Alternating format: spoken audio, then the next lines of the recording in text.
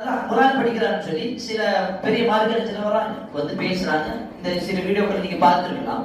வந்து பேசிட்டு சொல்றாங்க. அந்த நேரத்துலலாம் வந்து கண் தானம் பண்ணக்கூடிய அந்த விஷயம் நடந்தது. உங்களுக்கு கண்ணு ஏற்பாடு பண்றோம், கண் ஆபரேஷன் பண்றோம், உங்களுக்கு கண்ணு வந்துடும், நீங்க கவலைப்படாதீங்க, நீங்க குரானை பார்க்கலாம், குரானை படிக்கலாம். ஹாஃபிஸ் குரானுக்கு நான் படித்த இந்த குரான் என்னுடைய கண்கள் மூலமாக பார்க்க வேண்டும், அதெல்லாம் ஆசைப்படுவாங்க. என்னுடைய பெற்றோர்களை நாங்கள் பார்க்க வேண்டும், அதான கண்ணிலாக ஆசைப்படுவார். நான் வாலிபன் என்ன தெரியுமா ஆசைப்பட்டார்? எனக்கு கண் பார்வை வேண்டாம், எனக்கு இந்த கண்ணே வேண்டாம்னு சொல்றேன். அல்லாஹ் கொடுத்தது இன்னைக்கு மிகப்பெரிய பாக்கியம் நான் நினைக்கிறேன். ஏன் தெரியுமா? இதை சொன்ன உடனே அவங்க ஆச்சரியமா கேட்டாங்க, ஏன் இந்த மாதிரி சொல்றீங்க?